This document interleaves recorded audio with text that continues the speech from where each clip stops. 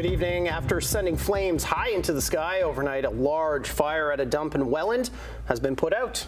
Firefighters from all across the Niagara region were called in to help put out the flames, while people living in the area were asked to shelter in place.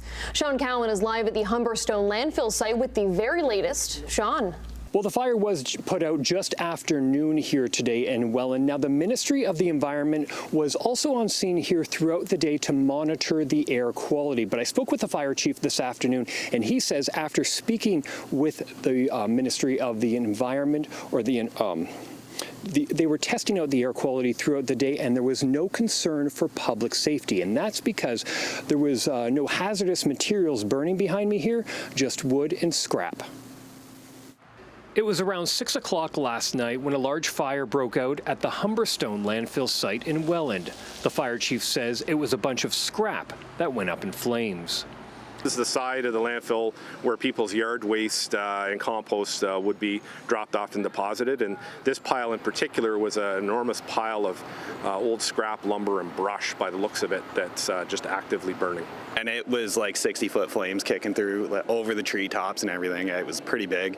Had the whole neighborhood shut down, so we had to super thick smoke, and the smell was unbearable. It, like, not even campfire smell anymore. It just smelled so bad. And then this morning it kind of got to the campfire smell, but the smoke was still thick.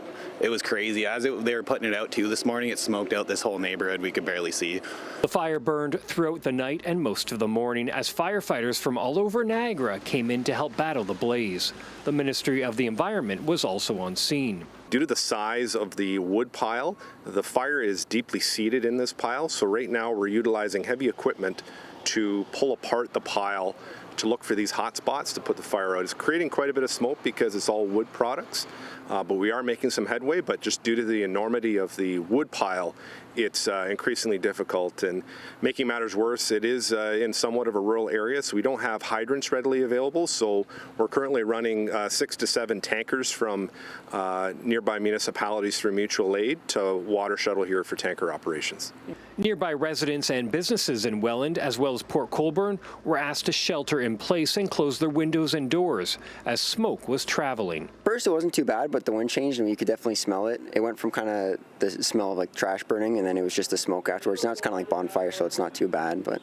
Still no word on how this fire started. The region of Niagara says there were no injuries and no hazardous materials were involved with this incident.